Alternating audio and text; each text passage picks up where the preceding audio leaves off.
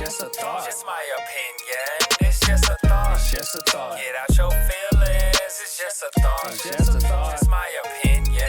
It's just a thought. It's just a thought. Get out your feelings. What's going on, everybody? It's your girl, Sharí Nycole, back with another episode of Just a Thought with Sharí Nycole, and I'm nervous. I'm already being told what to do by a woman who I have probably had this reverent fear of since I met her in 2013 during my TV One days. The one, the only, Proctor. She is a director, producer, one of the most amazing creative minds I've ever been around. She's an entrepreneur. She's a philanthropist. Oh, you acting like you? Oh, she acting humble right now. That's so nice, D'Angela. Thank you for doing this. I cannot believe this. This is awesome. I know, it's very surreal. This is surreal. I often tell people this story, and it's fun that I get to interview you and tell the story. Okay. D'Angela, guys, was the first person to ever tell me, and the only person so far, to literally quit my job. The job that I was employed at the same company that she was a senior level executive at. I came in her office, and I was having a time. And I thought she was gonna show me some empathy, sympathy. And you looked me straight in the eye. It was very straight away. And you said, I think if that's how you feel, I think you need to leave. That is empathy. It was. And it was also, I was young. I was probably like the 30, 31. But what you said after that was really what resonated with me. And you told me, you said, because you staying here with this level of dislike, being this disillusioned, disappointed, it hinders the rest of the team because you mean too much to the team to be here and be this way. Wow. And at that point I said, okay, Sharí, as much as you want it to be about you, it's not just about you. So oftentimes when people want to quit, we leave for selfish reasons sometimes. Yeah. But I was like, man, you told me it was better for me to be gone than to be there in that capacity for my team. Oh, wow. And that's what stuck out to me the most. I didn't remember that. But it is consistent with who I am, so. And speaking of consistency, as I fix my mic here, D'Angela. Okay, you're firm but fair, okay? You're kind, but fair. Firm but fair. I'll take it. You are straight away, no chaser. Yep. Is there someone that you draw this approach from, or is this just tried and true to who you've always been? Ooh, I'm going to have to say it's tried and true because I don't know to be any other way. Why are you laughing? Because it's funny to me. So my mom was a school teacher. I mean, she still teaches, but she's straight. She's like straight, no chaser. But I do mine, I would like to think, in a way that just like you received it, I like to keep my communication to a point where you can receive it with the love in which it is given, even though you may not like it at the time. Facts. And I want to be I talk to people the way I want to be talked to, and that is with honesty and respect. And sometimes that doesn't feel good to the listener, but if you think about it down the line, you feel good about it because you know it was done with love. I have a really cool story. So last week there was a homeless gentleman right outside of my gate at my house. Like right outside. We're in her house right now, you all. So this is interesting. Yeah. This gate over to the side street. Like right side street.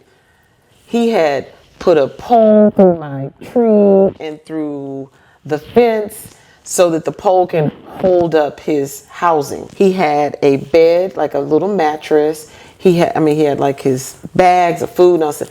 And I was freaking out and I was like, okay, who am I going to call? Yeah. What do I do? And people were like, you need to make him leave and you need to. And I just chilled because I have to do things my way. So the next day, he stayed there a couple of days. The next day, I saw him because some of the times when I was going in and out, he wasn't there. So wait a minute. Was there. You said he stayed a couple of days. He stayed a couple of days. So that's in the fence. In the fence, absolutely. Okay. So I woke up one morning and I said, you know what? This is crazy. I went over there. I said, hey. Because he didn't talk to you. He just set his stuff up. Yes. Okay. He was chilling. Okay. I said, hey, you do notice my property? And I said it like that, like property, add a little laughter to it. He said, yes. And he said, but I ain't bother nobody. I said, okay. I said, well, this is my property. And if I did bring my car in, your pole could scratch my car. I said, and why are you here? Please tell me. And he said, I am a sheriff. And I make sure, because it's a church across the street. He was like, so I'm a sheriff and I'm taking care of like the church.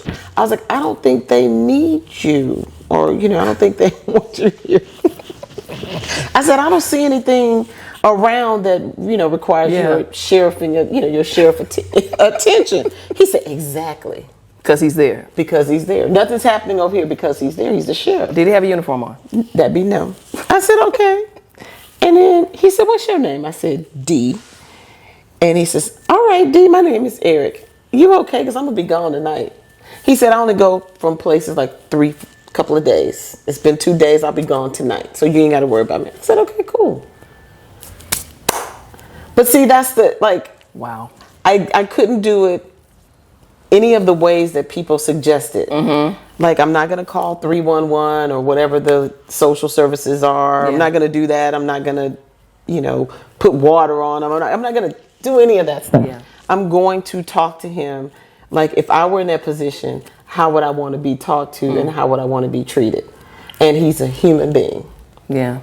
And yes, it was a fun conversation, but he's not there anymore. Did he say goodbye when he left? He didn't say goodbye. He was gone. He was gone. By nighttime, I went back out there. He left his little bed and left some stuff, and I just threw it away because, he was gone. Oh, man. So you met a sheriff outside. I met the sheriff. And you've had a very civilized, humanized conversation with him. This is correct. And you also mentioned you didn't take the advisement of anyone else. No. You talked to him and spoke to him the way that you thought was best. Yes. You played it by your own rules. Yes. I feel like that's been your career. Oh, for sure. Played it by your own rules. For sure. And I was telling you earlier, I forget that you're an attorney. I literally forget it, but it makes so much sense in terms of how you'll analyze, how you'll deliver something to someone, how you'll state things. I'm just trying to understand how you go from attorney to creative media maven. How does that happen? That's hilarious. So I was practicing law in Pittsburgh for, I think, maybe 3 years, and I was miserable. I went to law school in Pittsburgh, went to Duquesne University School of Law, and I did an internship there with the largest law firm in Pittsburgh named Reed Smith, Shaw and McClay.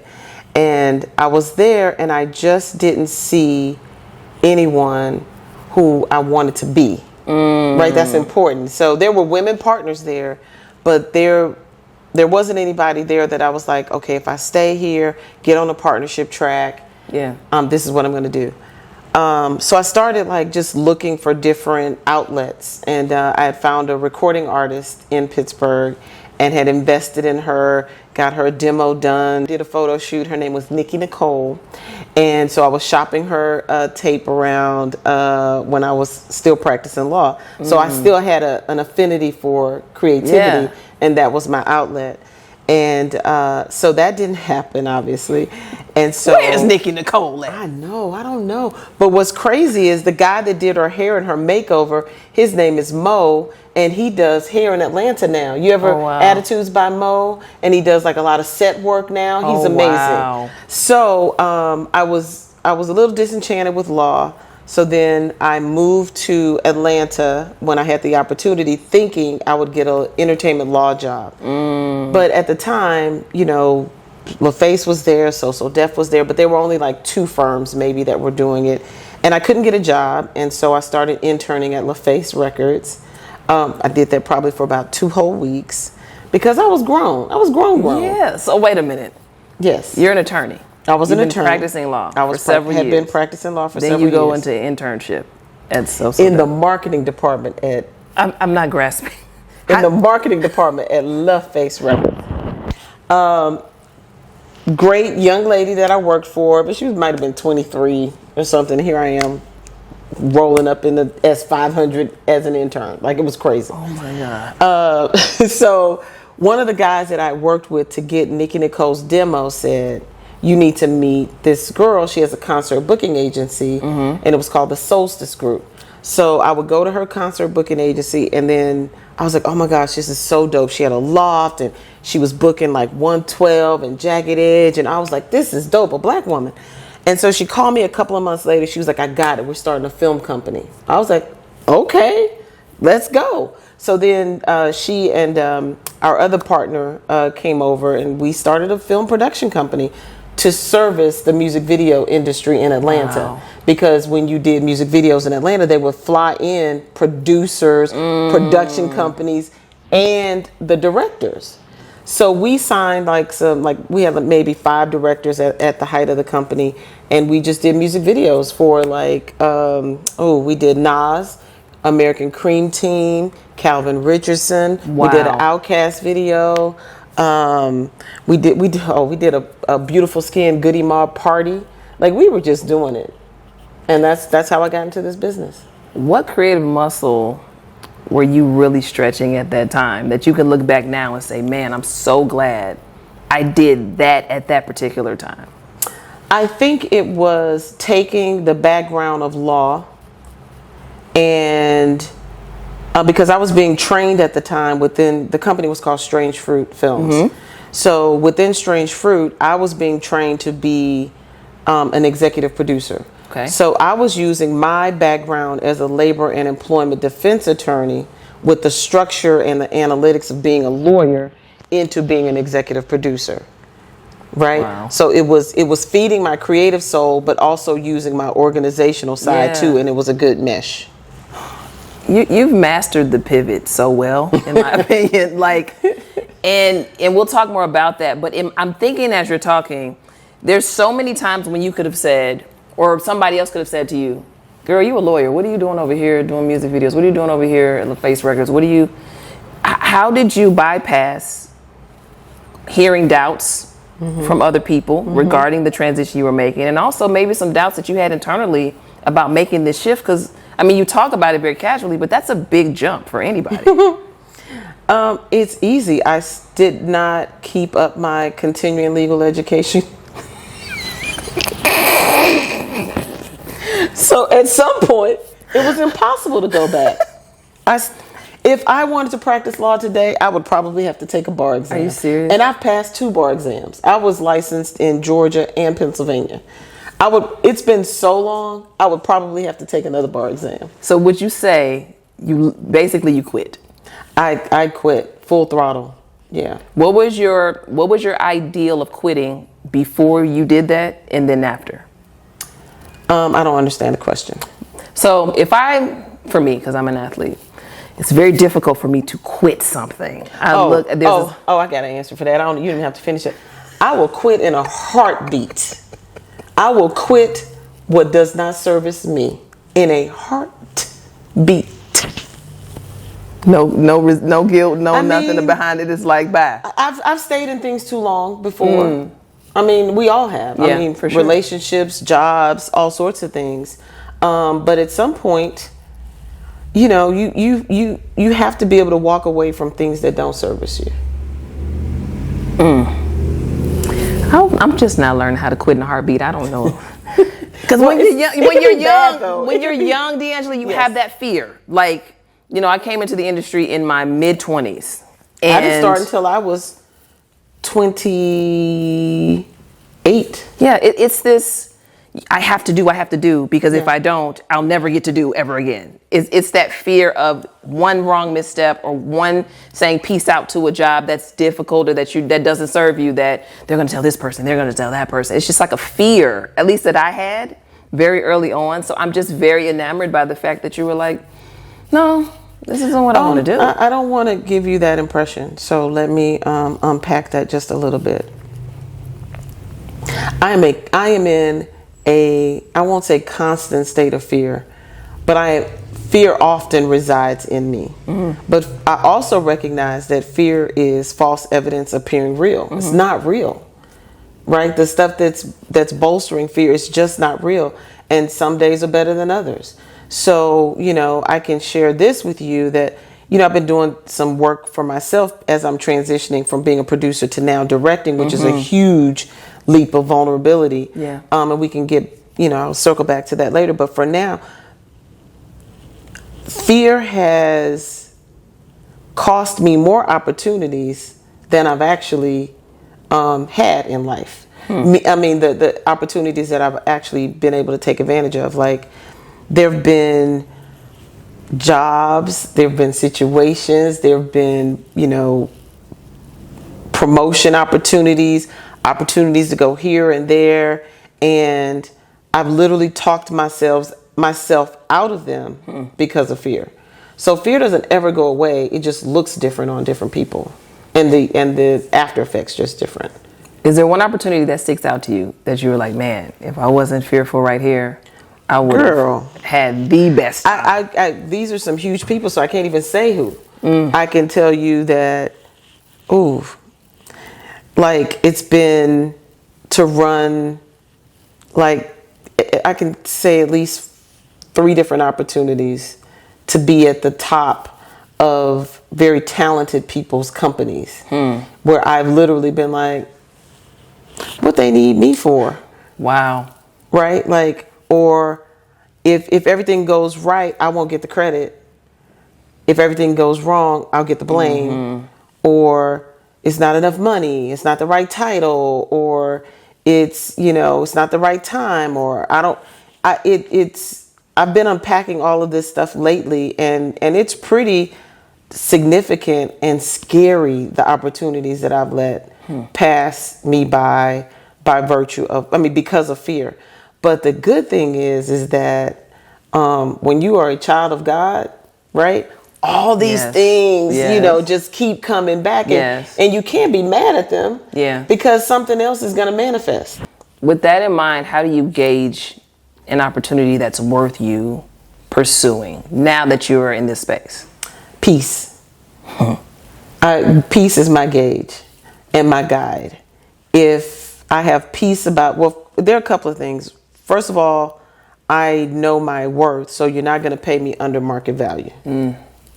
Period. Right? That's not going to happen. And you can't say to me at this stage in my career that the opportunity outweighs the pay. No, because I know my value. Yeah. And when I go there, my blessings come with me. And when I leave, my blessings come with me too. Amen. So that costs. Yeah, absolutely. You have to pay for that. Absolutely. You have to pay for that. So, at this stage in my career, as I am embarking on embracing my creative side even more, I have to measure everything through that lens now. So, as you know, I directed my first movie that came out this past summer, the Keisha Cole story. Which was a big deal. She's calm right now. She said, I just directed my first. No, it set records and everybody loved it and it was amazing. I'm just going to give you the flowers since you want to just. Thank you. I'll take it. Yeah, there you go. I'll take it. So I honestly, I had never thought about being a director before. I put directors and writers on these pedestals, and then I was always the support for the director and the writer's vision as a producer. And I was fine all this time living in that lane until this opportunity came up to direct. And so right now I have to see it through. Okay. So I'm not looking to do anything that's going to take me off the course of figuring out if the directing is going to be the thing or if it's just another tool in the toolkit. So if a job came along, it would have to be so fantastic. I'm talking about the money, the title, the power, and the agency. So that's the other thing. A lot of the jobs that I've had in the past, and a lot of the opportunities that have come up for me, I'm starting to look at it through the lens of agency, meaning do I have the ability to make change? Do I have the support to make change, the resources, and the power to say yay or nay? And am I I don't have a problem being responsible for a P&L, profit and loss statement. I don't have a problem with that. Okay. But what I do have a problem with is a faux power. If I'm going to be hired to do 1, 2, and 3, I need to be allowed to do 1, 2, Absolutely. and 3. And I need the resources and the support, the staffing, and all of those things. And that's really, really important because nobody takes jobs to be unsuccessful. Yeah. And a lot of times, when you get in these jobs, when you're being hired, the employer says that we're bringing you on to do this, and then you get in there and you're not able to do what you were hired to do. Absolutely. And that's no fun. And it feels like it takes years off your life because you're frustrated. Yeah. It takes years off your life because you could have been doing something else where you did have agency. Now, factor in I'm not being. sure I understand. Hey Siri. I understand Siri. Factor that. This is crazy. Yo, this is the best interview ever. This We've is had crazy. so much noise outside and just so many random things have happened. This is actually very fun. Now factor in being a black woman with what you just said. Oh, girl, it's worse. Oh my gosh.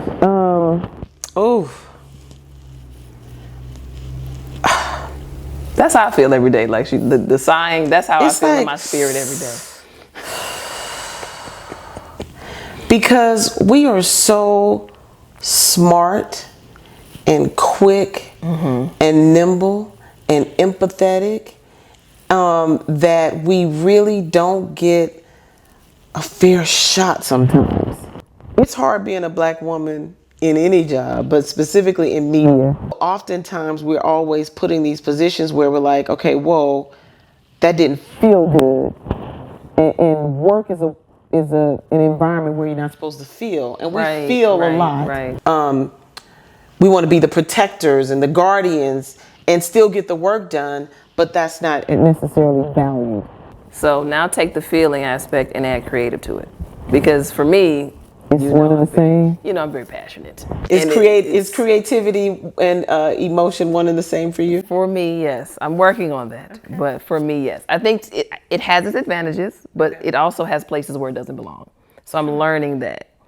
But also with that in mind, for you, how do you bridle those feelings sometimes, especially when it's something that maybe you want to see creatively done, something like, you know, idea or a concept that you really believe and feel wholeheartedly is the right thing to do. But at the same time, you're in these spaces where sometimes, especially on a corporate level, they're not necessarily welcomed. How do you weigh those waters? Strategy. You pure and simple strategy. You have to know who you're talking to. You have to know your audience. You have to know who's an ally. You have to know who's an accomplice. And you also need to get buy-in before every initiative that you're trying to do. And those things are done, you know, behind closed doors. Those things aren't necessarily done in an open forum. You need to make sure that you are talking to the people that you need. Law, Strange Fruit, TV One. My first time having a job, right? Wow. So I just did not understand no. I did not understand that can't be done. And being an entrepreneur, no's don't matter. Right. Right? You just keep going. Like you don't have the luxury of a no. Right? It's like, okay, I need to do this, I need to do that, and you just figure it out. You strategize and you figure it out. Yeah. But I was in a corporate environment where I had constituents and colleagues whose buy-in I needed to get everything done. I was the creative, so I was the widget. I created the widget that made everything happen. So I just struggled with anyone saying this couldn't be done. And so I would figure out how to get it done and kind of ramrod it, right? You can't make friends and allies and accomplices ramrodding things down people's throats. Saying, see, I told you it could be done. That's not, you can't do that. So I hired a business coach, and she told me to go to every one of my constituents, and I did it with everyone but one.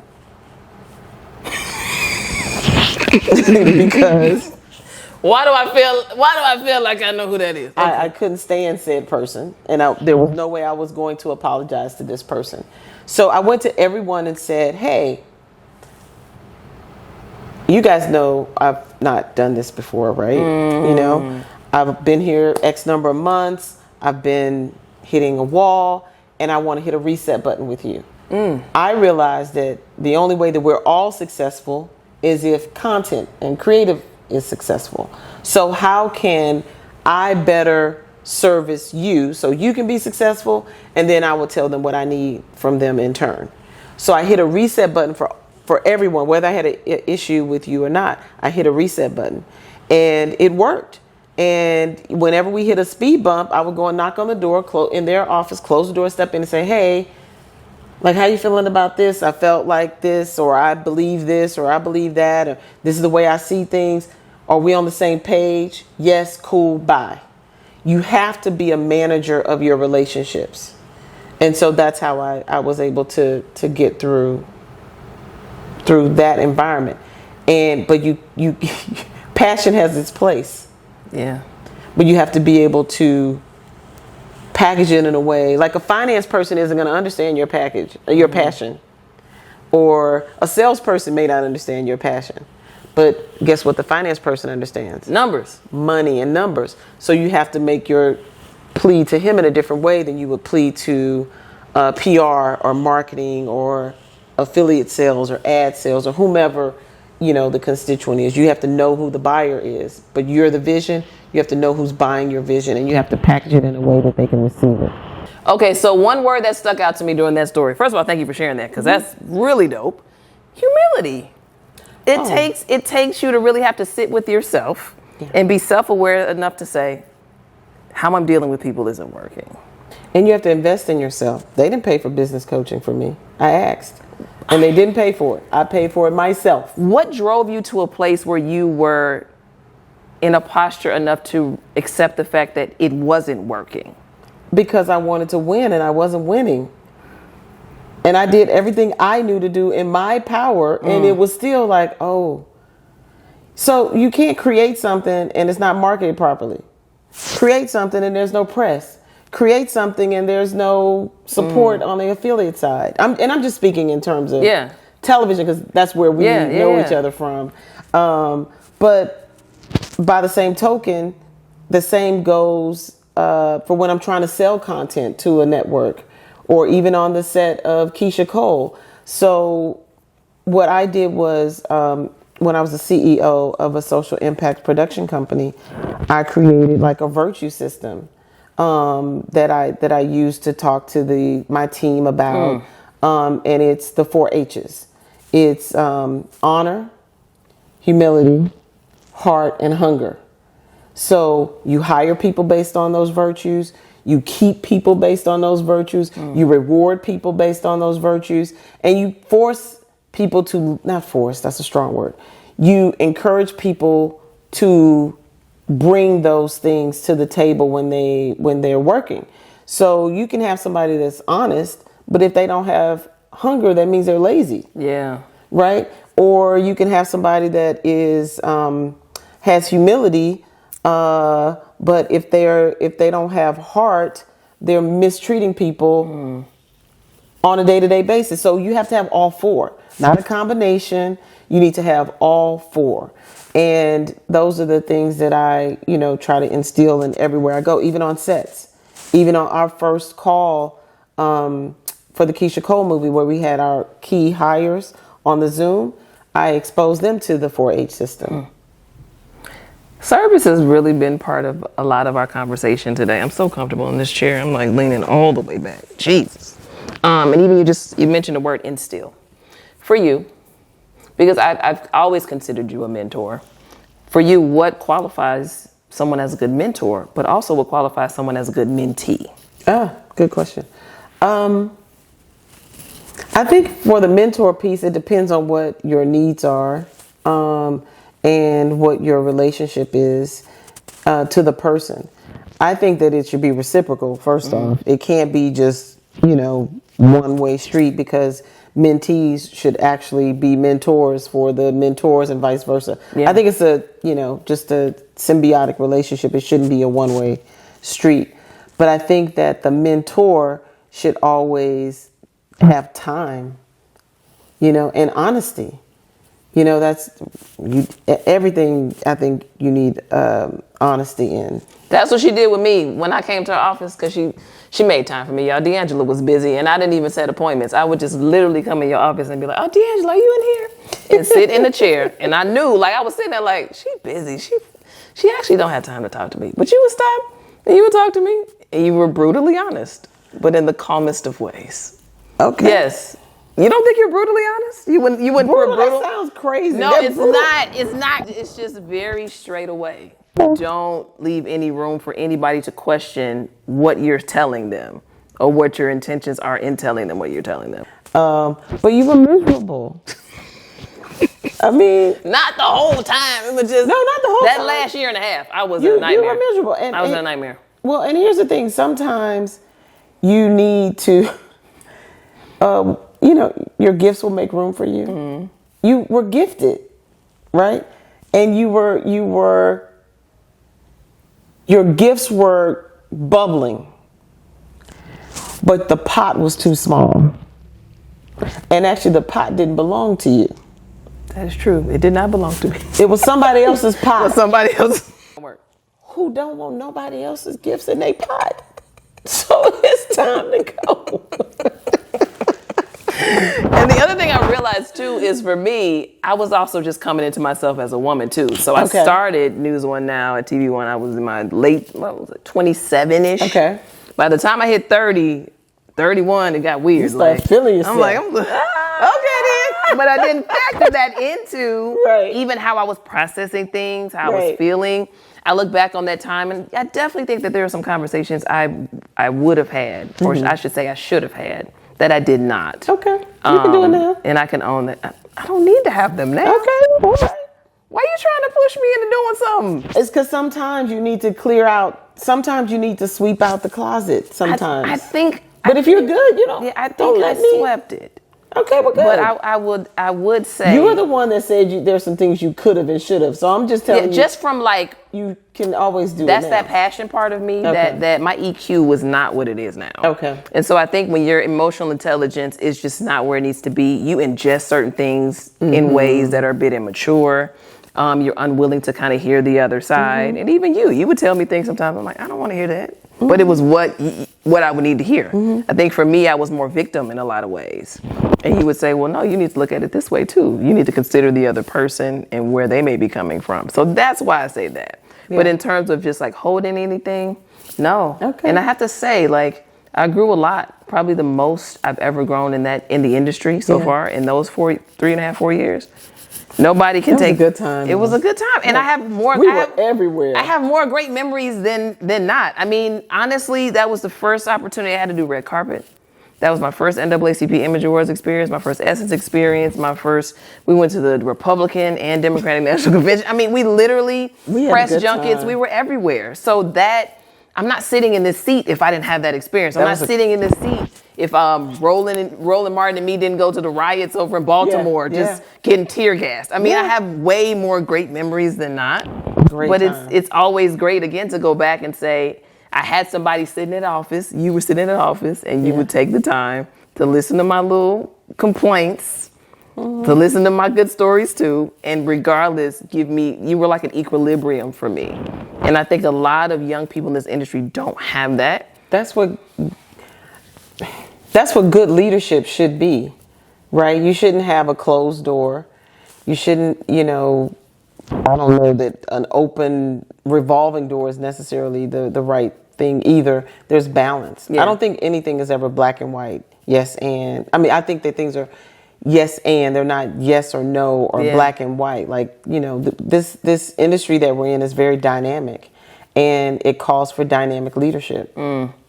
With that dynamic leadership in mind, how do you think, or how I should say this, how are you leading the charge? Especially, I just mentioned, we're in a different time. You got the social media, you have influencers, you have clout chasing, you have cancel culture. Yeah. Even the entry into the industry, especially in front of the camera, looks a little bit different than it has in the past. So how are you leading the charge, in your respective industry, whether it be directing, whether it be producing, whether it be, even you leading from an executive level, especially as opposed to maybe, let's say 5-10 years ago?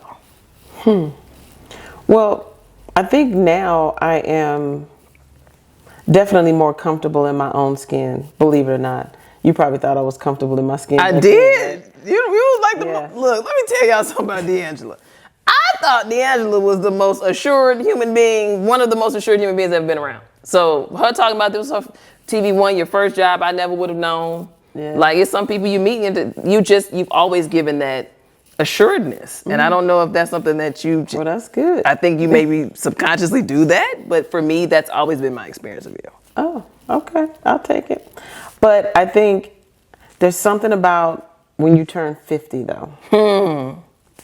I keep hearing that. There's something about, like, it's the I just don't give a bleeps. I keep Right? hearing that. It is, it's like a, you know what? I think it's because you know, I've lost people in my lifetime. You know, I lost one of my closest friends in law school. And, you know, I've lost sorority sisters, college classmates, or whatever. And sometimes you're like, am I even going to make it to 50? Because 50 can seem so far away when you're 25. Yeah. Right? And so when you hit it, it's like, I made it.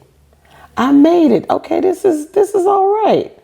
And you also have this realization of the years ahead of me are shorter than the years behind me. So it's time to rock out, right? When you know, it's just time to rock out. And that's the way I feel right now in terms of me directing. It's like, okay, so I need to make sure this wasn't a fluke or if this is the thing that all of this has driven me towards. That's interesting. So the success of the Keisha Cole story, you taking it in stride because you. Well, it was in the middle of a strike, and it's kind of like the forest and the trees. Like, did it happen? It's November, right? It's not like I was getting calls to direct something else because nothing was being made. So I just have to like keep reminding myself that it's still there because I'm the kind of person that just okay, next. So I need to like keep reminding myself that it was successful and that I do need to put myself out there to try and get more work, which is new for me. Which is very new. Where would you say your confidence lies on a scale of 1 to 10 as a director right now? And why? Okay. So I would say an 8. Okay. But that doesn't mean I couldn't get on a set and figure it out and it'd be excellent. That's not what I'm saying. I'm the kind of person where I want to learn. I'm a forever learner. That's why I have 3 degrees. You know, I have my undergraduate degree, I have my law degree, and I have a master's in leadership, which I got while I was at TV One, by the way, because I wanted to make sure. Was this after you went and apologized, went on the apology tour and then fixed stuff and reset? You went and got a master's degree. Right. Wow. Because I no longer, I replaced the business coach with the self-learning through the master's program. Makes sense? Makes perfect sense. So because I knew that when I left the network, my goal was to come and start my own production company again, but I wanted it to be big and I wanted it to be impactful and all those things. And I wanted to make sure that I was operating in the space and place that I wanted it to be in. Yeah. I wanted to make sure that I had the tools to make it excellent from a leadership standpoint. That's why I did it. And so now I'm like, okay, what classes do I take? What do I need to go to the camera house and hang out with the, know about cameras and lighting? Do I need to go and take an acting class so that I can know how to communicate with actors? So I'm a business person, right? So in theory, I probably should go and make a short, so I could do it again. Yeah. But the business side of my brain won't allow me to make a short because I don't know how to monetize it. Right. So it's not about I'm going to do this short because it's on my spirit. That's what people like to say. It's on my heart to do the short. No. No, mama. This has to be paid for, right?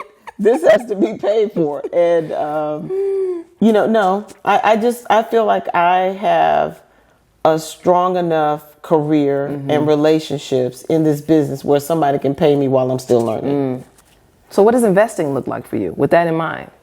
So I am currently raising money to make an independent film. How far are you along that goal? I have one investor locked. I have a nice set of money, soft circle. Come on with the $500,000. So I have a $500,000 that he said if you get another half, we can put the two together. Yes. So that's what I need. Okay, I'm going to take you into a forest. It's snowing out, thick snow. And there's like maybe 200 yards you got to walk, right? Yep. At the end of the 200 yards, there's this, what would be representative of the epitome of success? For me? For you. There's some footsteps that are walking towards that ultimate destination. And so meaning somebody's achieved it to some degree. Whose footsteps would those be for you if you walked in those footsteps towards your epitome of success? Whose footsteps are you walking in? Whose lead are you taking? Whose example do you think is stellar enough that you could say that's a model? I love the entrepreneur, producer, ownership pathway of Tyler. Mm-hmm. I love the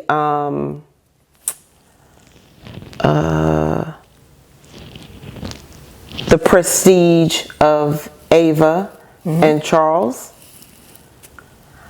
I also love the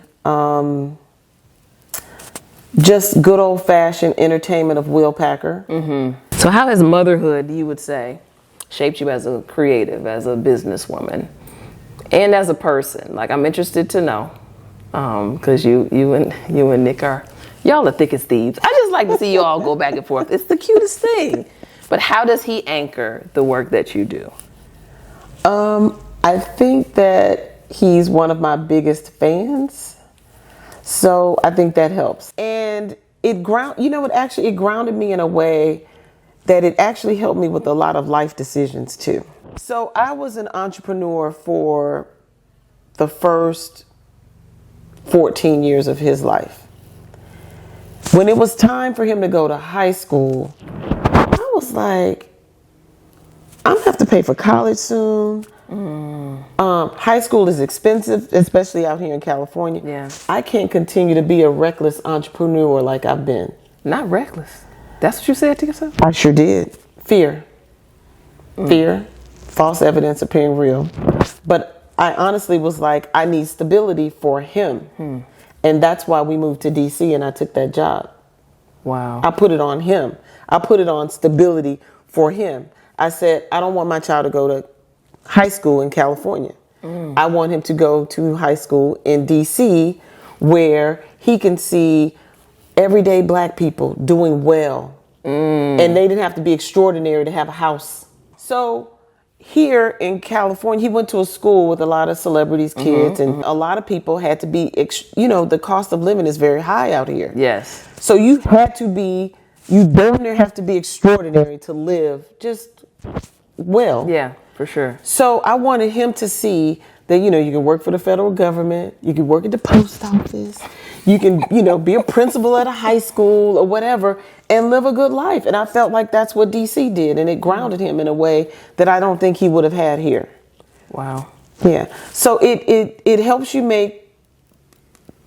me make some really important life decisions.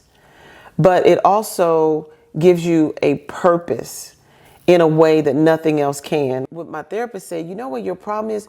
I said, I don't really have any problems, but my issue, let me say issue. When I was talking to my therapist a couple of years ago, she said, I've been listening to you and I think that the issues are you don't have a why anymore. Because your why at first was to create content. Cool, that's cool. But you've been doing it, you've been successful at it. And then your why became money so that you can provide for your son, because I was a single parent for since he was like 6. But you don't have that anymore because he's now a grown adult. So you have to find the why for you.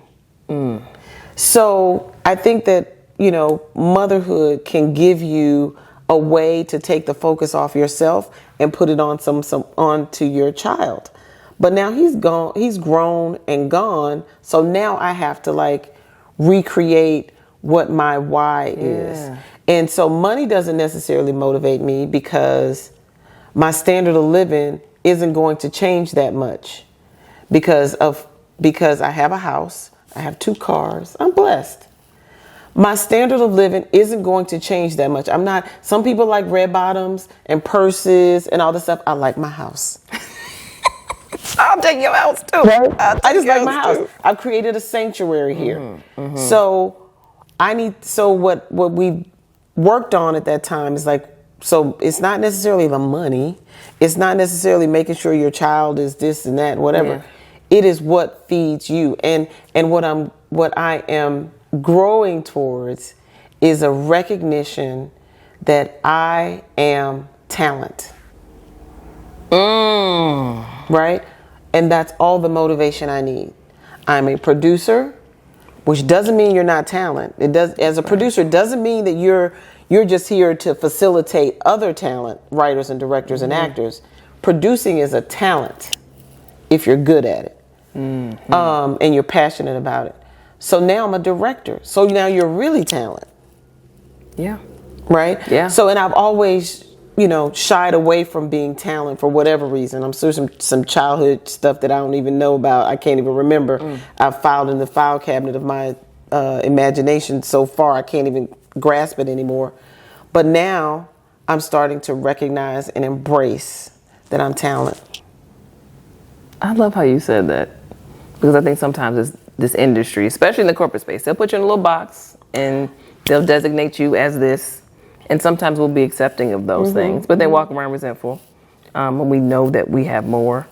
But let me tell you this, I've also been reluctant to say I'm talent because I felt like that would close the door to job opportunities. How so? Because if you're talent, like, they don't want you to be the talent, they want you to be the executive.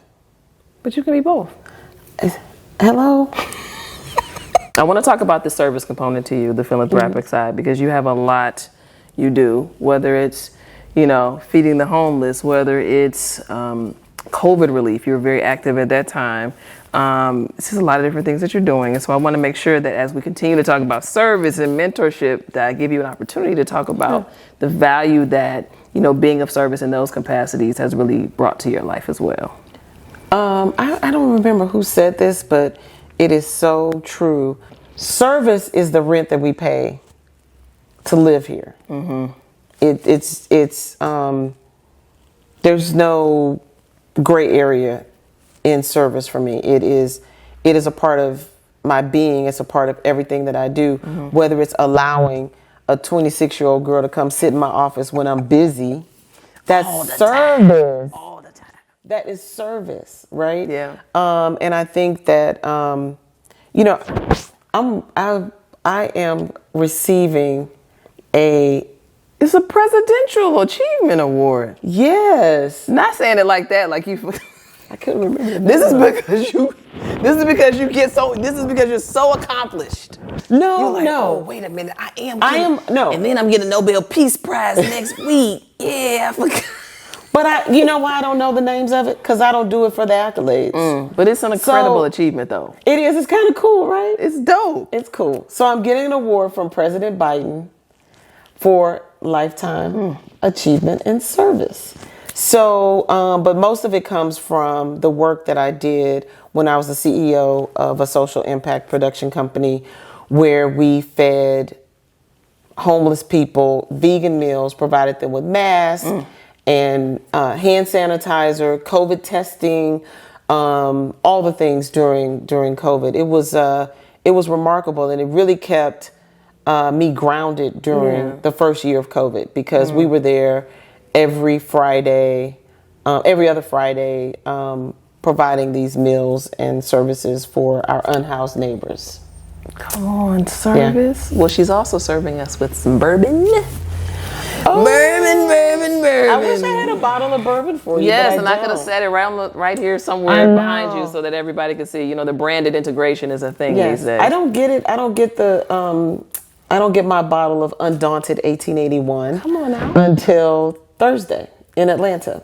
They'll be selling it in Atlanta for the first time, so I'm very excited about it. So how did that happen? And I asked too because I'm seeing now multiple streams of income, that's a real thing. Yeah. But also I'm watching a lot of people kind of really dive into this fine wine, liquor type of sphere, so to speak. And I think it's really cool. So for you, how did this come about? Why was this something that you said, hey, this is another iteration of all the great things that my brand comes along with. I want to do this. Well, it's not a money-making venture. It is it's an actual, I would say, community service component of Maker's Mark to amplify HBCUs. So it's not like I created a bourbon that's going to be for sale that I'm going to make money from. That's the program is actually to amplify HBCUs, and because I am a graduate of Spelman, the college. Okay. Since I am a graduate, I respect it. My only thing is, people that go to HBCUs, y'all act like y'all better than people, and I just totally made that up.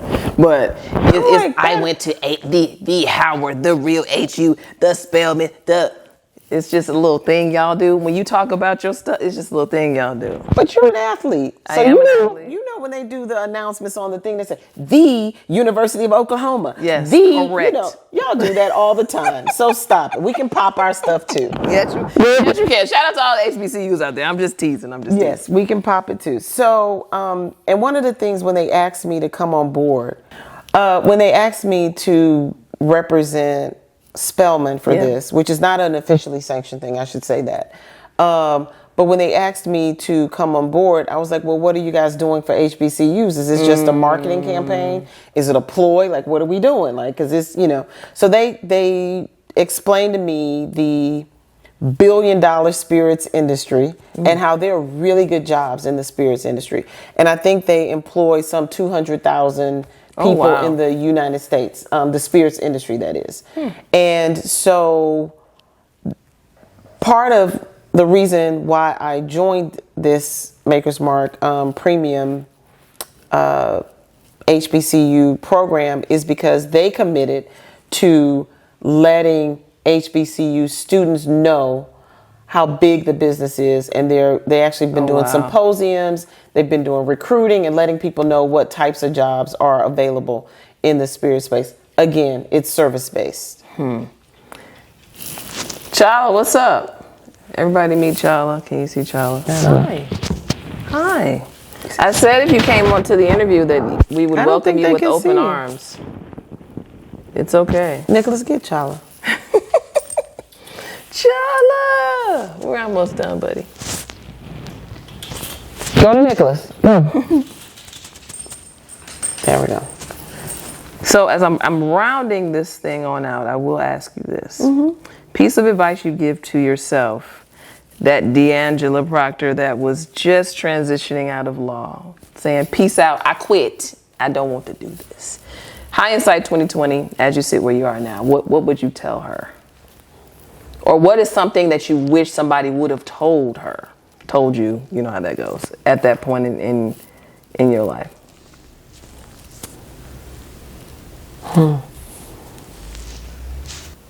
When I left practicing law to start Strange Fruit, I had no idea how not very many people were doing what we were doing. Yeah. And, the fact that we started the company one year and the next year we were out here making a movie called The Book of Love. It was like Sally Richardson, Richard T. Jones, Maury Morrow, Eric George, Tretch from Naughty by Nature. We probably made maybe 5 movies during this time frame. Wow. Independently financed movies, Seat Filler with Kelly Rowland and Dwayne Martin, a movie with Vivica. Girl, Taraji Henson was in The Book of Love. And I did not even remember that until I went back and was looking at some old trailers. And I was like, oh my gosh. Wow. I did not know that what we were doing was so special. And I didn't embrace it as that. We were just hustling, making movies, getting them sold, make another movie, getting it sold, those types of things. And I wish that I had really known how special and great it was to grow upon it, because I didn't even, it was like, it's just a movie. Because it wasn't, big budgets. Yeah. We didn't have 20, 25 shoot days. it was hard, but it was special. And I wish that I had embraced those times more. And I really wish that I had fostered a lot of those relationships more. And the reason why I didn't is because I didn't think that I was good enough to have those long-term relationships with some of those people. Wow. Right? So, fear is a mother, honey. Fear is she's a beast, but she don't live here no more. No more. Mm-mm. When was the last time you told yourself you were proud of you? Ooh.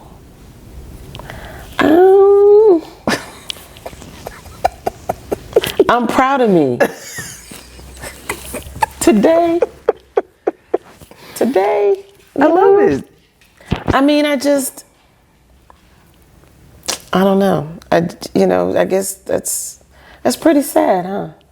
It's not sad. More so, that's real. I mean, I can't remember the last time I said it about me either. I think we move so fast. We're very task oriented. We're very driven. I think a lot of times we just don't stop enough to say, you did that. Right. So, yeah, no, I'm constantly bobbing and weaving. But I do think very fondly of the TV One days because, like a town hall with Secretary Clinton. So those were like glory years. Your film that you're working on, you're trying to gain funds for. We get another $500,000. Yes. So I want to make sure that we're utilizing this time also to let people know who may want to support, who may see this and say, hey, I got some cheese. I want to slide D'Angelo some money. How can people partner with you? How can they support you? How can they follow the things that you're doing? Yeah. Well, if you have work, I'm open to taking directing work. I'm happy to learn on your dime, but I have a wealth of information. I won't be learning that much. Because I was actually good at it, the directing thing. I know you were. I saw the proof. I already know. Well, it's all about good taste. Okay, with that being said, too, before we give this information, how do you determine what to take? Because I'm sure there are some people that have reached out to you to ask you to direct or have had some preliminary conversations with you. How do you determine, like, yes, this is a project I want to sink my teeth into, as a director specifically? Yeah, I'm glad you added that because as a producer, I look at the potential of, is there an audience? Can I make money from it? That kind of thing. Now, I'm very particular about directing. I'm like, who says now keep in mind that I'm an artist and I'm sensitive about my You're sensitive. So on the directing side, like it just has to be excellent. It just, it has to speak to me. I have to be able to feel like I can add something to it. The characters have to appeal to me. But I also have the commercial side of my brain too. So I'm not into directing for just the sake of something to say. I want people to actually hear it and watch it and embrace it. So I have like this kind of dichotomy going on. Like, is it saying something I wanted to say? But at the same time, will it have commercial appeal? Yeah. So I'm more like Blumhouse. Okay. Right? Like I'm like. So don't just don't just send D'Angelo anything when it comes with a script or you trying to reach out. I'm trying to help you all out here. I'm trying to help the people. But we don't take the unsolicited stuff now. I'm still a lawyer. You have to go through the process. I'm still a lawyer. So you can reach out to me on LinkedIn or my website, which is undauntedco.com. There's a contact page on there. Reach out to me through that, and then we can send you a submission agreement so that you can submit your script or your pitch deck or something like that. But yes, that's the lawyer in me. You all heard it here. I just put you up on game. We just talked for over an hour. If you want to win in life, whether you're in the entertainment industry or not, there's so many gems you just dropped. You're probably like, whatever, I was just talking. You just did your thing. I know you're just talking, but this is how you talk, so that's fine. Oh, okay. So thank you for this time. I was just in Palm Desert the other day. Now I'm right here in LA. So thank you for opening up your home to me, and thank you for just your stellar example and for having that open door policy. And I always say, people are currency. And I look at my career so far, and the thing that sticks out the most is the people, the good people God just placed around me. And so I'm grateful that you were one of those people. I'm not sitting in this chair if your door was closed, if we didn't have those conversations, if you weren't honest with me, if you weren't firm but fair. So thank you. Can I tell you something about currency? Yes. It ebbs and flows. It's like a current. So some of those people come and some of them go. That's true. Back to the question earlier about when do you like up and quit? Sometimes currency comes and goes. On that note, we're done. It's just a thought.